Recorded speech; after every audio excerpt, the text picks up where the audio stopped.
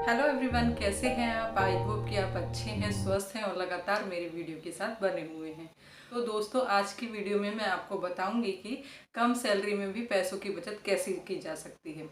कुछ ऐसे तरीके बताऊंगी जिसमें अगर आपकी सैलरी कम भी है तो भी आप कुछ ना कुछ बचत तो जरूर कर लेंगे। अक्सर हम अगर किसी वजह से परेशान रहते हैं तो वो है हमारी सैलरी। दरअसल होता क्या है कि हर महीने हम लोगों को बहुत सारे कई खर्चे होते हैं और इस महंगाई भरे दौर में इस छोटी सी सैलरी से हमारे सब खर्चे पूरे नहीं हो पाते, इसलिए हम लोग बहुत परेशान रहते हैं। सारे खर्चे पूरे कर पाना बेहद मुश्किल हो जाता है और इसी के साथ भी हम क्या होता है ना, हमारे आने वाले भविष्य के लिए भी हम परेशान रहते हैं, क्योंकि हम छोटी सैलरी होने के कारण बचत नहीं कर पाते हैं, जिसकी वजह से हम दुखी रहते हैं, टेंशन में रहते हैं, परेशान रहते हैं। ऐसे में होता क्या है दोस्तों कि लोग सोचते तो हैं कि कुछ बचत करें अपने आने वाले भविष्य को सुरक्षित करने के लिए, पर उनकी सैलरी कम होने की वजह से वो ऐसा कर नहीं पाते हैं। सोचते तो हैं हमेशा कि बचत करनी चाहिए, पर सैलरी कम है इसलिए बचत हो नहीं पाती है। तो दोस्तों, क्या ऐसे में आपकी भी कम सैलरी है जिसकी वजह से आप बचत नहीं कर पा रहे हैं? और अगर आपका उत्तर हाँ है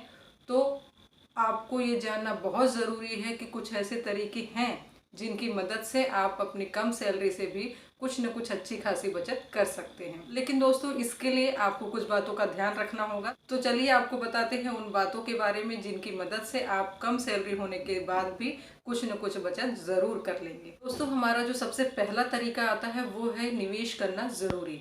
आपके लिए निवेश करना बेहद ज़रूरी है। आपकी सैलरी कम है लेकिन आप फिर भी उसमें से एक छोटा हिस्सा ही निकाल कर आप सेविंग ज़रूर करें। गोल्ड खरीद सकते हैं, बैंक में पैसे रख सकते हैं, LIC करवा सकते हैं। ऐसे तमाम चीज़ें भरी पड़ी हैं जो आप करके अपने पैसे बचा सकते हैं। तो निवेश करना दोस्तों आपके लिए बेहद ज़रूरी है। सैलरी कम है इसका कोई बहाना नहीं है, आप अपने भविष्य के लिए कुछ न कुछ सेविंग जरूर कीजिए। क्योंकि दोस्तों, आपको पता ही है, अगर आपको पता नहीं होगा तो इस कोरोना के दौर में आपको पता ही चल गया होगा कि पैसे बचाना कितना ज़रूरी है। हमारा दूसरा तरीका है दोस्तों, बजट बना लें। बचत करने के लिए सबसे ज़्यादा ज़रूरी चीज़ है कि महीने भर का एक बजट ज़रूर तैयार कर लें। इसमें आप उन चीज़ों को रखें जो कि आपके लिए बहुत ज़रूरी है, जिन्हें खरीदना बहुत आवश्यक है। तो इसलिए बजट बना के चलें और उस बजट में सिर्फ उन्हीं चीज़ों को शामिल करें जो कि आपके लिए आवश्यक है। जो फिजूल खर्ची है, जिनकी ज़रूरत नहीं है, जो उपयोग में नहीं लाने वाले हैं हम उसे कुछ दिनों तक, कुछ सालों तक, तो ऐसी चीज़ें खरीद कर फालतू खर्चे ना करें। और हम बजट बना लेंगे तो हमें पता चल जाएगा कि हमें क्या और कितना और कब खर्च करना है। फ्रेंड्स, हमारा तीसरा तरीका है कि ऑफर्स पर ध्यान दें। वैसे तो हम लोग कहते हैं कि हमें ऑफर्स पे ध्यान नहीं देना चाहिए, हमें ऑनलाइन शॉपिंग नहीं करनी चाहिए, लेकिन अगर आपको पैसे बचाने हैं और कुछ सामान ऐसा खरीदना है जो कि आपको ज़रूरी है खरीदना, तो उसके लिए आप ऑफर्स पे जा सकते हैं।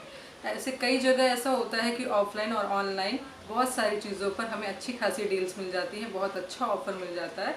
तो ऐसा अगर आपको कुछ खरीदना है और ऑफर्स मिल रहे हैं, अच्छी डील होने वाली है, तो आप ज़रूर कर सकते हैं।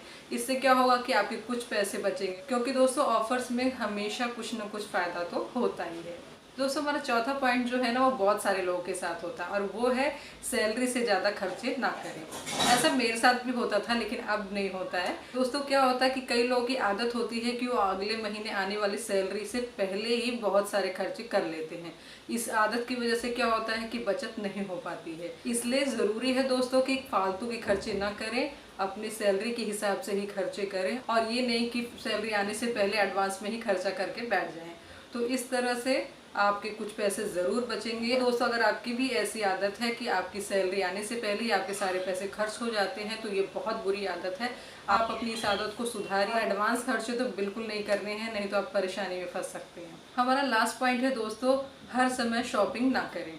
खुद पर खर्चा करना गलत नहीं है दोस्तों, लेकिन हर महीने कपड़े खरीदने से ज़रूर बचना चाहिए और उन बचे हुए पैसों को बचा कर रखना चाहिए। और हमें 3 महीने में सिर्फ एक बार ही कपड़े खरीदने चाहिए। ऐसा करके भी हम कम सैलरी में भी पैसों की बचत ज़रूर कर सकते हैं। फ्रेंड्स, आई होप कि आपको मेरे ये सारे पॉइंट्स क्लियर हो गए होंगे, आपको समझ में आ गया होगा कि किस तरह से कम सैलरी में भी पैसों की बचत की जा सकती है। तो आप थोड़ा सा प्रयत्न करें, कोशिश करें और ठान लें कि हमें कुछ बचत करनी ही है, तो आप कम पैसे में भी पैसों की बचत कर सकते हैं। तो दोस्तों, अगर मेरी ये वीडियो आपके लिए हेल्पफुल हो, आपको अच्छी लगी हो, पसंद आई हो, तो आप अपने फ्रेंड्स के साथ शेयर ज़रूर करें। मेरे चैनल को सब्सक्राइब करें, लाइक करें, कमेंट करके ज़रूर बताएं कि आपको मेरे ये सारे पॉइंट्स कैसे लगे। तो मिलते हैं दोस्तों ऐसे ही किसी नेक्स्ट वीडियो में, तब तक के लिए जय श्री राम।